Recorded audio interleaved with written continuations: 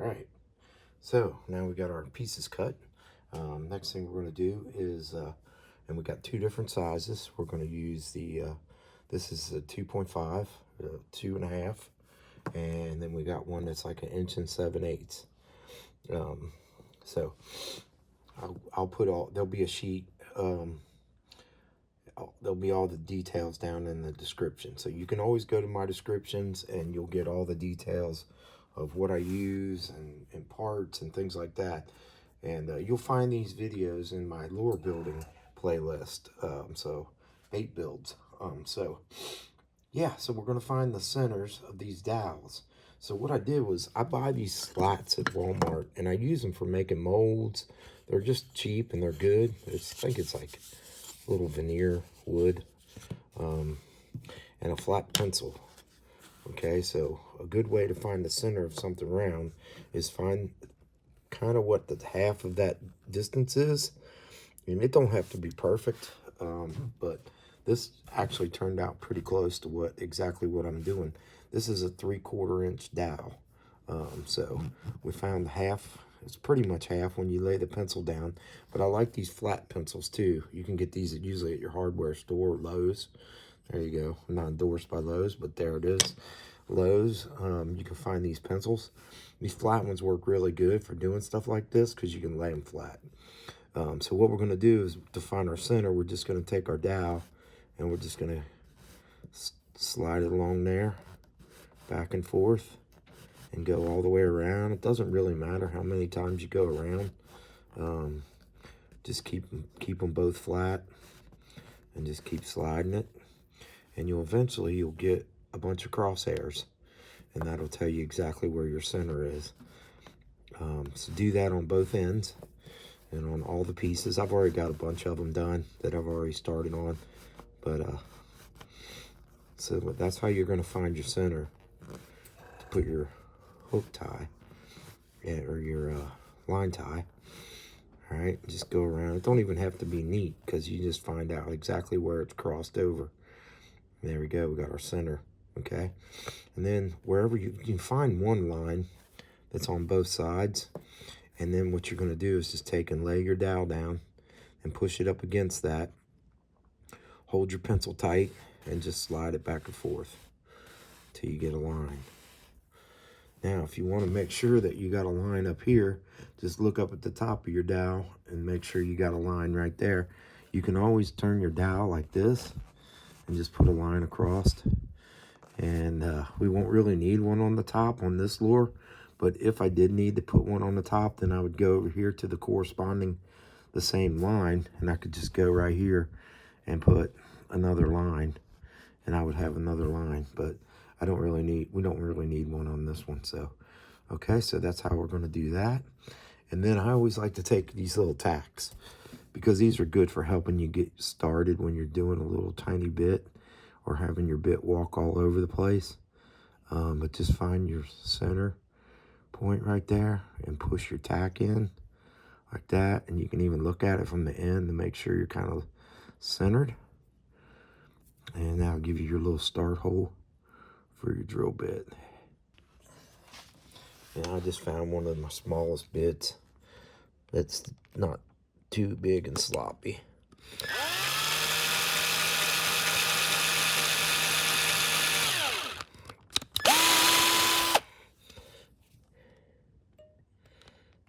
And when you got a little bit like this, it fits right in that spot where you made that little hole.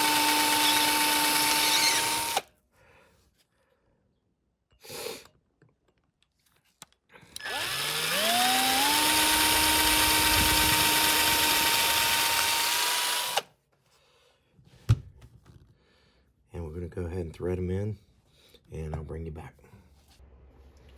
Okay, so what you're going to need is you're going to need some screw eyes, and I'll put links to everything that I've used in the description. All these parts I get from Lure Parts Online. They're the best place to get hardware and stuff like that. So, and I don't have an affiliate or anything with them, but that's my go-to. They got everything. Chan's Netcraft has a lot of it too, and even Barlow's has some of it, but Lure Parts Online has most of the good stuff for building baits. But you're going to need some screw eyes.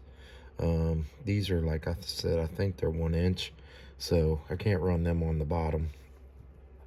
And I just have a bunch of these different sizes, especially for making the crawls. I use these in the crawls, but not the little ones, but the longer ones. So you're going to need one of these little caps that goes on there too. You can see those. I think this is a CW2. I'll look it up, and like I said, I'll put links to all these parts. Then you need a little prop blade. You gotta have a little prop blade. And I'm using the same, actually I'm using a bigger prop blade on this bigger one. I'm using this one, but I got a bunch more coming, so I only had 2 left. I made a bunch of these back in the day when I first started making baits, because I had one and my grandpa used to let me use it all the time, and I lost it. I got it hung up and lost it, and that's probably a $250 bait nowadays, $300 bait, because it was way back in the day. So anyway, that's one of the lures I started making when I started. These are the longer ones. I didn't make the little ones, but we're making the little ones too, because they'll be fun to fish. These are fun to fish, the way they move, and you can get a good topwater hit on them. It's pretty cool. So basically what I did was I took and put my 2 end ones in. I used the long ones on the ends, and I used a shorter one on the bottom, because obviously the 1 inch is going to go all the way through this 3/4 inch dowel. So going back from the tip, it's 3/4 of an inch. 0.75 is where I put my my hook hanger. And then I like to go ahead and put my hook hangers in, for one, make sure I got enough for what I'm doing, and 2, when I start carving this down, and I'll show you that in a minute, I like to have that in there. It helps me keep towards the center. Kind of gives me something to eyeball towards the center, and then when I get down close to sand it and finish rounding it off, I'll take this little one out and round it a little bit. And then you're going to go 0.75 back from the end, and this is on the 2.5 inch one. 0.75 back. That's where you're going to start your taper. Okay, we got a little break from the storms. We had some pretty wicked storms. Whoops, sorry about that. Yeah, we had some pretty wicked storms. Power kept going off and on, and then it went off, and it came back on about 2 o'clock in the morning. So anyway, so while I was sitting around in the kind of dark, I started on one already. So here's what we're going to do next. I went on drill. You got your line down the center. You can draw a few lines on there if you want it to help you get to where you're headed. But and then I put the eyelets in when I start carving them, until I get it down to kind of where I can take them out and start cleaning it the rest of the way up around the end. All right, on the baby torpedoes, yeah, we're gonna cut back 3/4 of an inch. Okay, and that's the 2.5 inch torpedo. So you can put a mark on there, 3/4 of an inch back. That's how far back you want to go for the tail.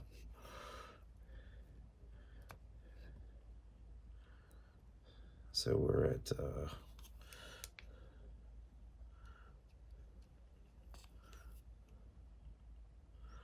0.75 all the way around. And if you get one of these, you can just stab it and mark yourself, and then just go around dot to dot.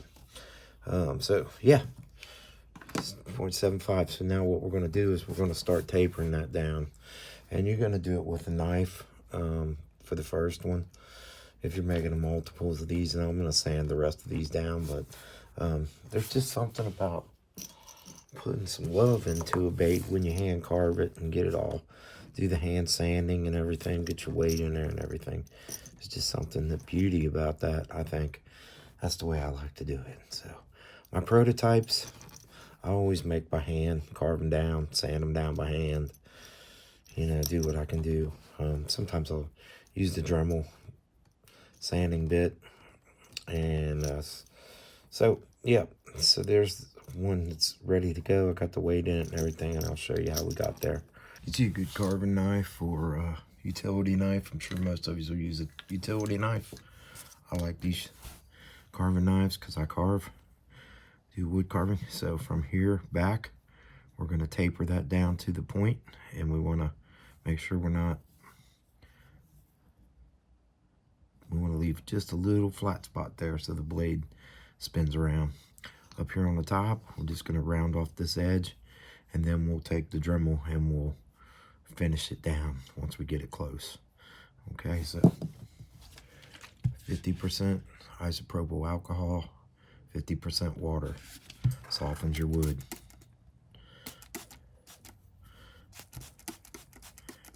This is poplar, so it's a little tough. On the head, you're just going to cut it around.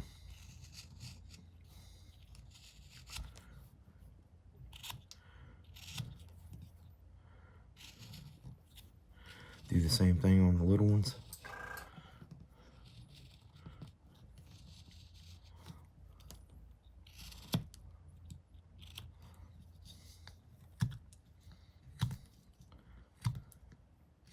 Not as much taper on the little ones.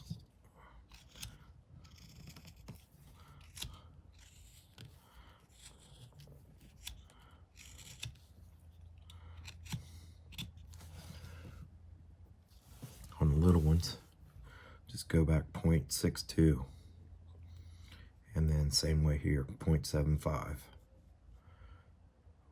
Or if you want to make it a little less, you can do 0.62 there too. Just make them the same, and just taper the one more than the other. That's all I did.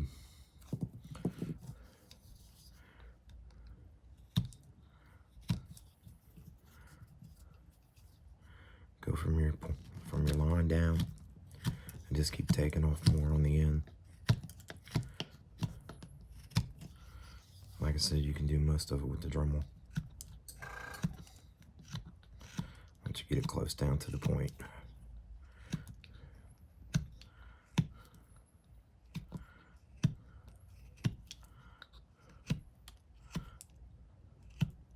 Try to take it evenly.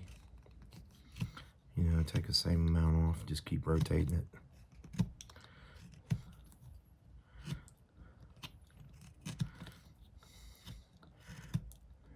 If you use a carving knife, you can do this pull cut. This is called a pull cut.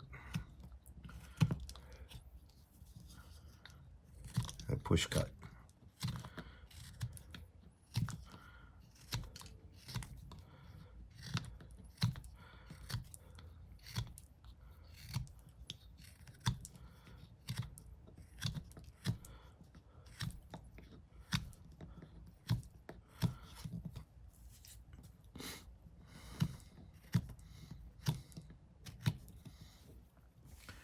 Just keep going around, looking at it, making sure it's even all the way.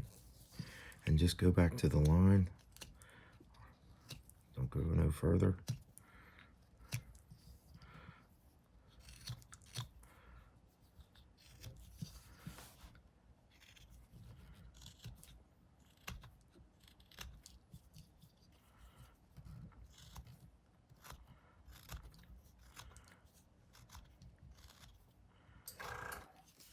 Get it even right there so you're pretty center. See if you can see that.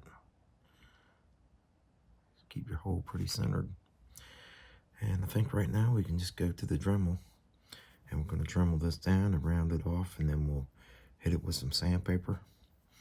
I got a box of this multi-abrasive from Amazon, 150, 240, 320, 400, 600. Works great. You can just cut off some little pieces. I'll put a link in the description. go all the way up to 600 with the sanding. And then my last final sand, I'll stop at 600, and then I'll seal these up with super glue. I won't show you all that. It's pretty easy. And then we'll, once the super glue dries, we'll go over it with some 1000 grit, and just to give it a nice smooth finish before we seal it with some Autoborn white sealer.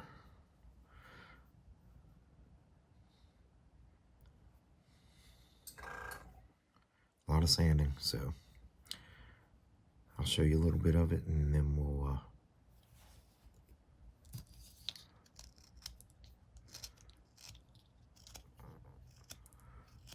put a ballast in them, a little weight. I didn't put weight in all of them. I'm going to keep a few without weight, but these I already put the weights in. For weights, I'm just using my little rooster tails, the tiniest ones I got. And I want to put a little bit of weight. This is just the lead rooster tails without the pins in them. I just poured me some of these. I like to use these for weight and baits because there's so many different sizes I have that I can really play around with the weights. They're long and skinny, so you can just cut a little slot and drop them in there. I'll do that with the Dremel. I won't show that either. Try to keep this video short and sweet, but just cut your little slot, and that'll keep the back end down a little bit, keep your propeller running good. But that's what I use for weights. Just the little rooster tail mold that you've seen me make rooster tails with. So I'll Dremel this down, get it rounded up, cleaned up, and do some sanding on it. I'll show you that in kind of quick mode, and we'll get ready to paint these guys.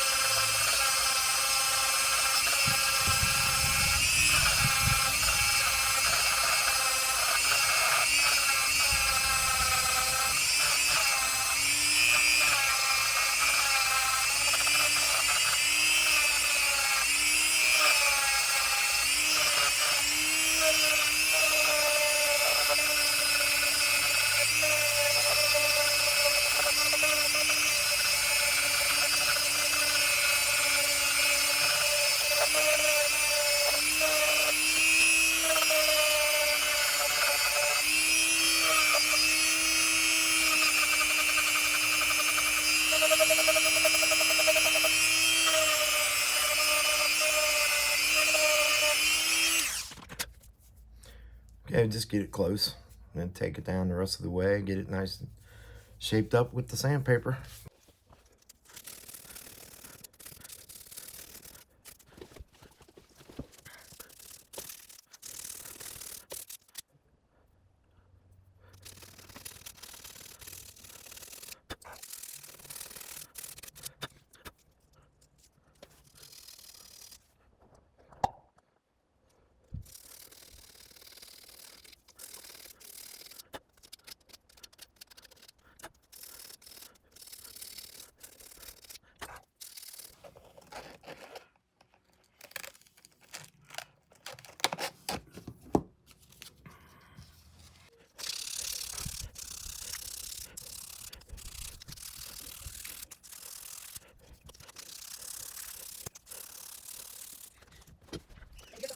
No, come on.